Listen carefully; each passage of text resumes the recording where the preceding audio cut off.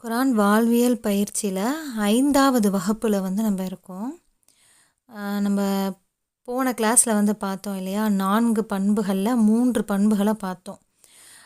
முதல் பண்பு நம்ம பணிவோடும் தாழ்ந்த அச்சத்தோடும் குரானை அணுகணும்.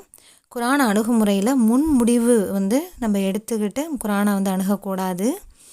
அடுத்து நம்ம அந்த பணிவோடு செவி தாழ்த்தி கேட்டு நம்ம உள்ளத்தை தயார்படுத்தி அதை நம்ம செயல்படுத்தணும். அப்படி செயல்படுத்துவதற்கு நமக்கு தடைகள் ஏற்படும். அந்த தடைகளை தகர்த்தெறிகிறது தான் இந்த 4வது அம்சம். என்ன தடைகள் நமக்கு ஏற்படும் அப்படின்னா, நம்ம குரானை படித்து கற்றுக்கும்போது தடைகளை தகர்க்கணும் அப்படிங்கிற இந்த ஒரு பண்பு எதுலேருந்து நம்ம இந்த குரானில் எடுத்து பார்க்குறோன்னா, 29வது அத்தியாயம் 69வது வசனத்தில், அதாவது நம்முடைய பாதையில் யார் ஜிஹாது செய்வார்களோ, யார் முழுமையாக அவர்களை அர்ப்பணிப்பார்களோ. ஜிஹாத் அப்படின்னாலே நம்மளுடைய உடைமைகள், நம்ம உயிரை விட நமக்கு பெருசு இல்லை. ஆனால் அதையும் என்ன செய்கிறோம், நம்ம கொடுப்பதற்கு, அல்லாஹ்வுடைய பாதையில் விடுவதற்கு நம்ம தயாராக இருப்போம். அப்படி முழுமையாக ஒருத்தர் தயாராகிறாரு இல்லையா, அந்த மாதிரி நம்ம என்ன செய்யணும், முழுமையாக இந்த தடைகளை எல்லாம் தகர்த்தெறிஞ்சு என்ன அர்ப்பணிக்கிறேன் அப்படின்னு சொல்லி நம்ம தயாராகணும். அப்போ ஒரு செயலை செய்கிறதுக்கு நாம் முழுமையாக அர்ப்பணிக்கணும். அதனுடைய ஆழத்தை அறிஞ்சு ரொம்ப முழுவதுமான அந்த சிந்தனைகளையெல்லாம் நம்ம வெளிப்படுத்தி தீவிரமாக அதை நம்ம அணுகும்போது தான் நம்மளுடைய உழைப்பையும் நம்மளுடைய சிந்தனையும் அப்படியே நம்ம இந்த குரானுக்காக நம்ம கொடுக்கறது தான் ஜிஹாத். அந்த ஒரு நிலைக்கு நம்ம வரணும். அப்போது நமக்கு குரான் கற்றுக்கொள்ள எடுக்கிற நம்மளுடைய இந்த முயற்சி ஜிஹாதை போல நாம் அணுகணும். அப்போது இந்த மாதிரி அணுகிற நேரத்தில் நமக்கு தடையாக, மிக தடையாக இருக்கிற நம்ம தடைகளை எடுக்கணும். முதல்ல நம்ம அர்ப்பணிக்கணும். எப்படி? இந்த மாதிரி ஜிஹாதும் போல் இந்த குரானை கற்றுக்கிறதுக்கு நம்ம முயற்சி செய்கிறோம். அப்போ நம்மளை யார் வழி கெடுப்பாங்க அப்படின்னா, ஷைத்தான் தான் நம்மளை வழி கெடுப்பவனாக இருக்கான். அதாவது அவன் நம்மளுடைய எல்லாவித காரியங்கள்லையும் ஒரு ஊசலாட்டத்தை ஏற்படுத்துவான். அதை நம்ம தகர்க்கணும். 16வது அத்தியாயம் 98வது வசனத்தில் அல்லாஹ் எப்படி ஷைத்தானை விரட்டணும் அப்படிங்கிறத நமக்கு கற்றுத்தரான். அதாவது நீங்கள் இந்த குரானை எடுத்து படிக்க ஆரம்பிச்சிங்கன்னா, ஷைத்தானிடமிருந்து நீங்கள் பாதுகாவல் தேடிக்கிங்க அப்படின்னு சொல்கிறான். அப்போ அந்த ஷைத்தானை விரட்டணும் அப்படிங்கிறத நம்ம நல்லா புரிஞ்சு வச்சுருக்கோம். ஏன்னா சின்ன வயசுலேருந்தே நமக்கு சொல்லி கொடுப்பாங்க. மற்ற மதரசாவில் நம்ம அம்மா, அத்தா எல்லாருமே என்ன சொல்லுவாங்க, ஓதுறதுக்கு முன்னாடி நம்ம என்ன செய்யணும், குரானை ஓதுறதுக்கு முன்னாடி அவுது பில்லாஹி மினஷ் ஷைத்தானிர் ரஜீம், பிஸ்மில்லாஹிர் ரஹ்மானிர் ரஹீம் அப்படிங்கிறத நம்ம சொல்லாமல் நம்ம ஆரம்பிக்கக்கூடாது அப்படிங்கிறத தெரிஞ்சிருக்கும். அது இல்லாமல் யாருமே என்ன செய்ய மாட்டாங்க, இருக்கவே மாட்டாங்க. குரான் ஓதுகிற எல்லாருக்குமே அது தெரிஞ்சிருக்கும். உலகத்தில் வாழக்கூடிய எல்லா முஃமின்களுக்கும் தெரியும், குரான் ஓதுறதுக்கு முன்னாடி ஷைத்தானை விரட்டிட்டு தான் குரானை வசனங்களை நம்ம ஓதணும் அப்படிங்கிறது தெரியும். அப்போ நம்ம அந்த அவுது பில்லாஹி மினஷ் ஷைத்தானிர் ரஜீம் பிஸ்மில்லாஹிர் ரஹ்மானிர் ரஹீம்னு நம்ம ஷைத்தானை விரட்டுறதை நம்ம எப்படி சொல்லுவோம், அதோடைய தஜ்வீதோட முக்கியத்துவத்தோடு நம்ம இங்கே வலியுறுத்தி அதை சொல்கிறதுக்காக சொல்ல வரலை. நம்ம எப்படி சொல்லுவோன்னா, ரொம்ப மேலோட்டமாக சொல்லுவோம். ஏதோ நம்ம கடமைக்கு, ஏன்னா எது சொல்லி கொடுக்கப்பட்டிருக்கு இல்லையா, குரான் ஓதுனா நீங்கள் அவுது பிஸ்மி சொல்லுங்கன்னு சொல்லி கொடுத்துருக்காங்க, அதுக்காக நம்ம சொல்கிறோன்னு நம்ம சொல்லாமல், ஏன்னா நம்ம குரானை எடுத்து ஓதுறோம் அப்படிங்கிறப்ப தான் இந்த ஷைத்தான் என்ன செய்வான், ரொம்ப இடையூறுகளை நமக்கு அளிக்கக்கூடியவனாக இருக்கான். நம்ம நினைப்போம், இன்றைக்கி இவ்வளோ விஷயங்கள் நம்ம ஓதி முடிக்கணும், இத்தனை பேஜஸ் ஓதணும் அப்படிங்கிற நியத்தோடு உட்காருவோம். ஆனால் அதை ஃபுல்லாக கம்ப்ளீட் பண்ண முடியாது. பாதியிலேயே நம்ம எந்திரிச்சு வந்துடுவோம். ஏன்னா நம்மளுடைய நஃப்ஸை அவன் என்ன பண்ணுவான்னா, மற்ற சிந்தனைகள் நமக்கு கொடுத்து, இதை யோசி, அதை யோசி, அதெல்லாம் இருக்குது, இப்போ எதுக்கு நீ இதில் உட்காந்து வேஸ்ட்டாக அதில் டைம் ஸ்பெண்ட் பண்ணுற அப்படின்னு சொல்லி என்ன செய்வான், நம்மளை அந்த ஓத உட்காந்துருக்கோமே, இதுக்காக தானே உட்காந்துருக்கோம், இதை முழுமைப்படுத்த பயன்படுத்துவோம் அப்படிங்கிற அந்த சிந்தனையே இந்த சைத்தான் நமக்கு கொடுக்கவே மாட்டான். நம்ம அந்த சிந்தனையில் உட்காந்தாலுமே அவன் வழி கெடுத்துருவான். கடைசியில் நம்ம தோந்துருவோம். என்ன செய்வான்? அவன் ஜெயிக்கக்கூடியவனாக ஆயிடுவான்.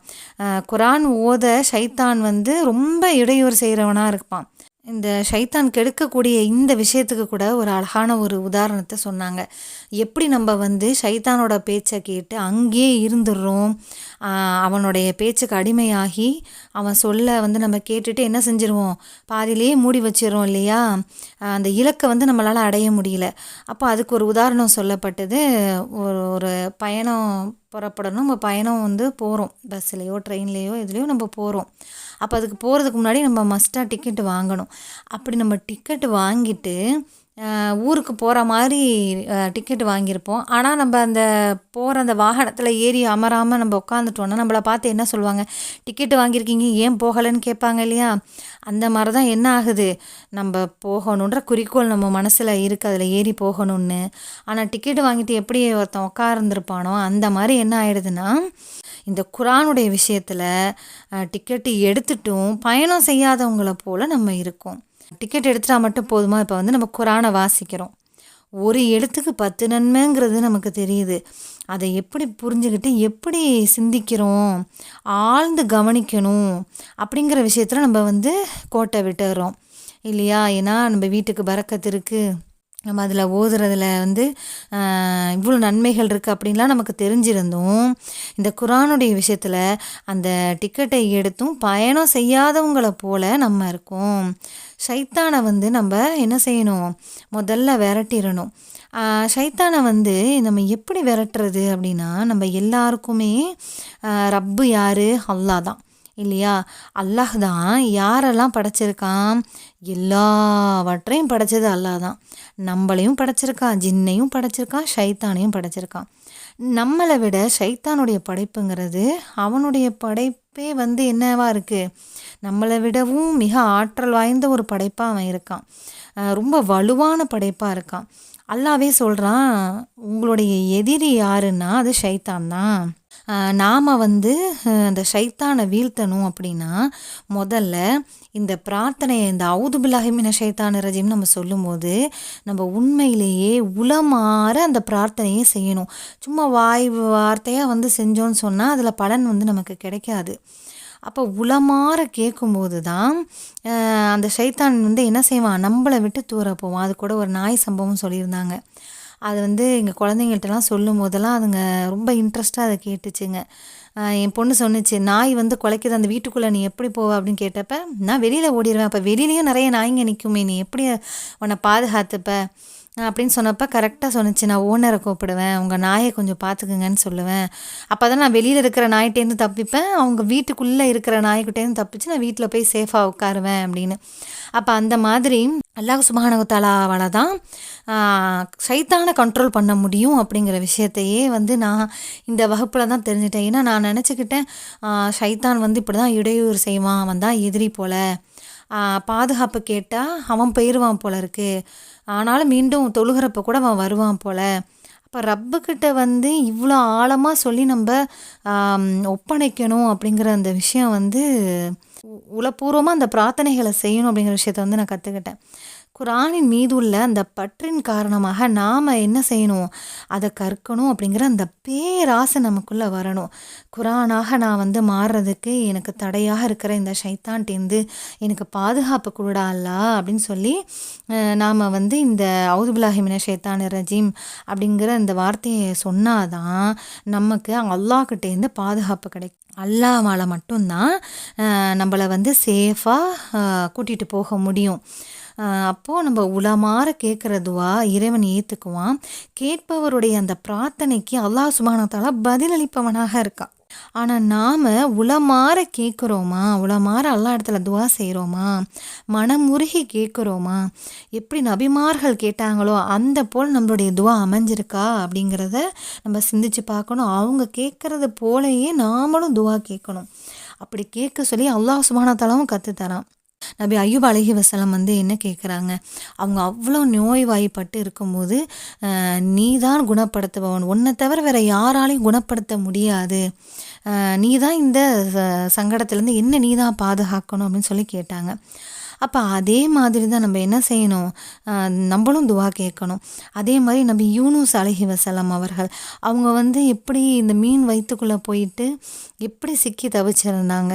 அந்த நேரத்தில் அவங்க கேட்ட அந்த பிரார்த்தனைக்காக அல்லாஹ் சுப்ஹானஹு தஆலா அவங்கள மன்னிச்சு, அவங்கள வந்து இந்த மீன் வயிற்றுலேருந்து காப்பாற்றப்பட்டு அவங்கள அல்லாஹ் சுப்ஹானஹு தஆலா வெளியேற்றிட்டான் இல்லையா, இல்லைன்னா அவங்க மறுமை வரைக்கும் அதுக்குள்ளேயே இருந்திருப்பாங்களாம்.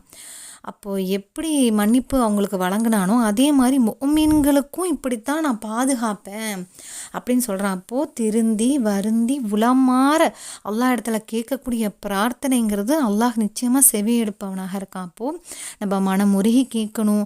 அவுது பில்லாஹ் அப்படிங்கிற அந்த வார்த்தைங்கிறது ரொம்ப முக்கியமான ஒரு வார்த்தை. அதை ஏனோ தானோன்னு நம்ம சொல்லக்கூடாது. சொல்லும்போது நம்மளுடைய மனசு வந்து அதை சொல்லணும். நம்மளுடைய சிந்தனைகள் வந்து எதில் குவிஞ்சிருக்கு அப்படிங்கிறத நம்ம ரொம்ப முக்கியமாக கவனிக்கணும். ஏன்னா நம்ம மனசில் இருக்கிற சிந்தனைகளில் எது அதிகமாக இருக்கோ அதுக்கு தான் இங்கே வேல்யூ இருக்க போகுது. அப்போ மனம் குவிந்த நிலையில் எனக்கு பாதுகாப்பு வேணும், நான் வந்து இந்த காரியத்தை நல்ல முறையில் செஞ்சு முடிக்கணும் அப்படிங்கிற அந்த ஒரு நல்ல செயல் வந்து நம்ம மனசில் குவிஞ்சு இருந்து அந்த நிலையில் நம்ம துவா கேட்கணும். ஷைத்தானுடைய இலக்கு வந்து எப்படி இருக்கும் அப்படின்னா, அவனுடைய டார்கெட்டே என்னென்னா, ஏற்கனவே வழிகேட்டில் இருக்கிறவங்கள வந்து அவன் விட்டுடுவான். அவன் வந்து எப்போ பார்த்தாலும் ஃபோனில் இருக்கான், இல்லை சினிமாவில் இருக்கான், இல்லை ஆல்ரெடி அவன் ஒரு வழிகேட்டில் இருக்கிறவனை கூட வந்து என்ன செய்வான், அவன் சீண்ட மாட்டான். ஏன்னா அவனுடைய நஃப்ஸே வந்து அவனை வந்து சீரழிச்சிடும் அப்படிங்கிறது ஷைத்தானுக்கு தெரியும். அவனுடைய டார்கெட் யார் அப்படின்னு பார்த்தோன்னா, குரான் ஓதுறவங்க. இந்த ஷைத்தான் குரான் ஓதுறவங்கள வழிகெடுக்கிறான். யாரெல்லாம் நேரான பாதை எனக்கு தா அப்படின்னு சொல்லி அல்லாஹ்விடத்துல உளமாற யார் வேண்டுறாங்களோ, சிராத்துல் முஸ்தகீம் அப்படிங்கிற அந்த பாதையை எனக்கு கொடுன்னு யார் உளமாற வேண்டுவாங்களோ அவங்கள தான் வந்து என்ன செய்வான், அந்த ஷைத்தான் கெடுக்கக்கூடியவனாக இருப்பான். அல்லாஹ்வுடைய நினைவை விட்டு அந்த நினைவுகளை பறிகொடுத்தவங்களை விட அல்லாஹ்வுடைய பாதையில் இருக்கிற அந்த தொழுகையாளியை, நோம்பாளிகளை, ஆலிம்களை, இவர்கள் தான் வந்து ஷைத்தானுடைய முக்கிய இலக்காக இருக்காங்க. அப்போ நாம் ஒரு நாளைக்கு நேர்வழிக்காக எத்தனை முறை துவா கேட்குறோம். 17 ரக்காயத்தை ஒரு நாளைக்கு தொழுகிறோம். 17 முறை வந்து கட்டாய கடமையாக நம்ம வந்து இந்த இஹ்தின சிராத்தல் முஸ்தகீம் அப்படிங்கிற நேர்வழியாக கேட்குறோம். அது இல்லாமல் உபரியாகவும் வந்து நம்ம கேட்குறோம். அப்போது ஒவ்வொரு ரக்காத்துலேயும் இந்த நேரிய பாதை இல்லாமல் நம்மளுடைய வாழ்க்கையே இல்லை இல்லையா, நம்ம வாழ்க்கை இல்லை, இந்த நேரான அந்த பாதை சிராத்துல் முஸ்தகீம் இல்லாமல் நமக்கு வெற்றி இல்லை, மறுமை இல்லை, ஜன்னத்தில். இந்த நேர்வழியில் தான் நமக்கு அல்லாஹ் வந்து வெற்றியை வச்சுருக்கான். அப்போ அதில் தான் என்ன செய்வானா அல்லாஹ், இந்த ஷைத்தான் வந்து நம்மளுடைய நேர்வழியில் தான் உட்காந்துருக்கானா. 7வது அத்தியாயம் 16வது வசனத்தில், இந்த பாதையில் நான் உட்காருவேன், என் இருப்பிடம் சிராத்துல் முஸ்தகீம் தான் அப்படின்னு சொல்லிட்டு ஷைத்தான் வந்து அல்லாஹ் இடத்துல கூறுறான். அப்போ ஏன் வந்து இவன் நம்மளுடைய நேர்வழியில் உட்காந்துருக்கான்? இந்த நேர்வழியை வந்து நம்ம முழுமையாக நம்ம புரிஞ்சுக்கணும், விளக்கமாக வந்து நம்ம புரிஞ்சுக்கணுன்னா அதுக்கு வந்து 3 விஷயங்கள் இருக்குது. முதல் விஷயம் வந்து அல்லாஹ்வுடைய திக்கிராக இருக்குது. அப்போ நம்ம என்ன செய்வோம்னா, அல்லாஹ் சுப்ஹானஹு தஆலா வந்து நம்ம வாழ்கிற சூழ்நிலை, நம்ம பார்க்குற விஷயங்களை கொண்டு நம்ம அல்லாஹ்வுக்கு நன்றி செலுத்துவோம் இல்லையா. அல்லாஹ் வந்து இந்த அளவுக்கு நம்மளை நடக்க வச்சுருக்கான், இப்படியெல்லாம் நம்ம செயல்படுறோம், உலகம் இப்படியெல்லாம் நமக்காக செயல்படுது, நமக்காகவே இந்த வானம் பூமி இந்த மற்ற உயிரினங்கள், இந்த மழையாக இருக்கட்டும், பனியாக இருக்கட்டும், மலைகளாக இருக்கட்டும், மரங்கள், இது எல்லாமே வந்து சந்திரன், சூரியன், நட்சத்திரம், இவ்வளவு ஒரு பிரம்மாண்ட அழகுகள் எல்லாமே, கடல், எவ்வளவோ விஷயங்கள் இந்த பூமியில் வந்து குவிஞ்சிருக்கு. அப்போ இது எல்லாம் வந்து யாருக்காக படைச்சிருக்கான், நமக்காக படைச்சிருக்கான் அப்படின்னு நம்ம நினைக்கும் பொழுது நம்ம வந்து என்ன செய்வோம், அந்த மனசில் அல்லாஹ்வை நினைப்போம். அது அல்லாஹ்வுடைய திக்கிராக இருக்குது. அப்போ இந்த விஷயத்தை அல்லாஹ் என்ன பண்ணுவானா ஷைத்தானு இதில் வந்து குறுக்கிடுவானாம். ஹதீஸில் வந்து இதை வந்து வலியுறுத்தியே வந்து சொல்லப்பட்டிருக்கு. அதாவது அல்லாஹ்வை நம்ம சிந்திக்கிறதன் மூலியமாக இப்படியே ஒவ்வொன்றா சிந்திச்சுட்டு வருவோமா, இதை படைச்சிருக்கானே அதை படைச்சிருக்கானே அப்படின்னு நம்ம சிந்திச்சுட்டே இருக்கும்போது கடைசியில் அல்லாவையே படைச்சது யாராக இருக்கும் அப்படிங்கிற ஒரு எண்ணத்தை ஷைத்தான் வந்து உண்டாக்கக்கூடியவனாக இருக்கான். ஹவுதுபில்லாஹிமின ஷைத்தான் ரஜீம். அப்போது ரசுல்லாட்ட வந்து ஒருத்தவங்க கேட்குறாங்க, இந்த மாதிரி சிந்தனைகள்லாம் எனக்கு வருது, அல்லாவையே படைத்தது யார் அப்படிங்கிற சிந்தனைலாம் எனக்குள்ளே உருவாகுதுன்னு சொல்லும்போது ரசுல்லா வந்து என்ன சொன்னாங்க, ஷைத்தான்ட்டேருந்து நீங்கள் பாதுகாப்பை தேடிக்கிங்க அப்படின்னு சொன்னாங்க. இது வந்து 3276வது ஹதீஸாக முஸ்லீமில் பதிவு செய்யப்பட்டிருக்கு. அடுத்த இதில் என்ன செய்வான் அப்படின்னா, அல்லாஹுடைய அந்த வேதம் இருக்கு இல்லையா, நம்ம ஓதும்போது அதில் வந்து என்ன செய்வான், ஷைத்தான் வந்து குழப்பத்தை வந்து ஏற்படுத்தக்கூடியவனாக இருப்பான்.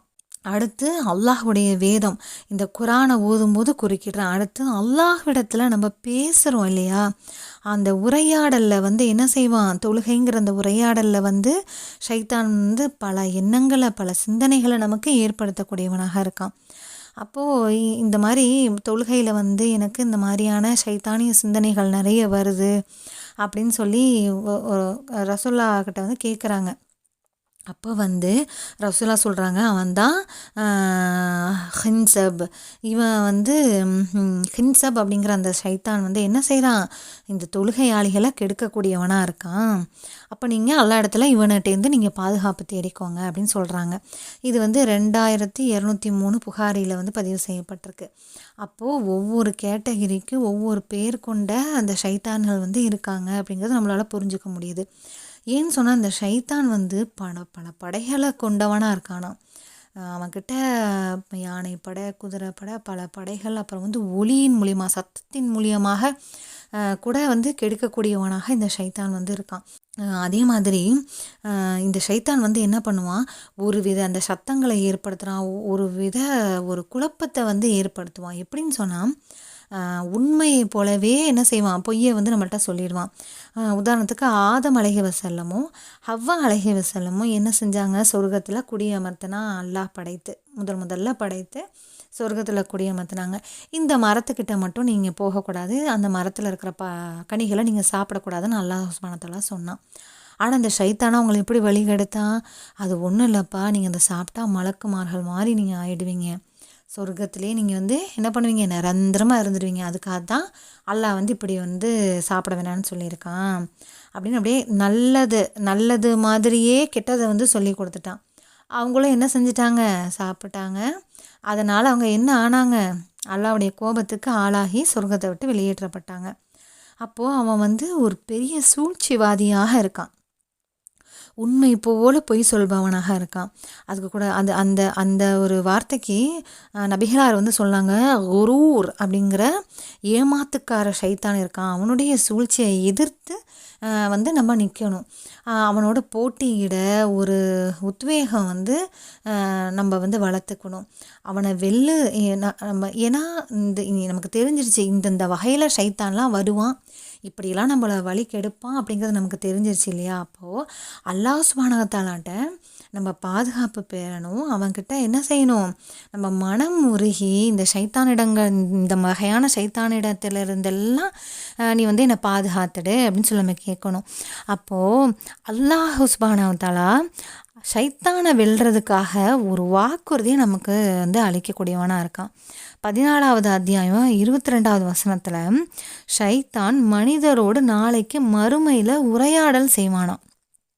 எப்படி செய்வான், அப்போது வந்து மனிதர்கள்லாம் வந்து நரகத்தில் இருந்து இந்த மாதிரி ஷைத்தான் வந்து வழி கெடுத்துட்டான் அப்படின்னு வந்து சொல்லும்போது, நான் எங்கப்பா உங்களை கெடுத்தேன், நான் வந்து உங்கள் மேலே எனக்கு எந்த பொறுப்பும் இல்லையே, நான் வந்து செய்யின்னேன், நான் ஊன்னேன், நீ வந்து என்ன செஞ்சிட்ட, நீ பின்னாடியே வந்துட்ட அப்படின்னு வந்து ஷைத்தான் வந்து இந்த மாதிரி சொல்லுவான். அப்போ நம்மளுடைய எண்ணங்களை தூண்டிட்டு அவன் போயிடுவான்.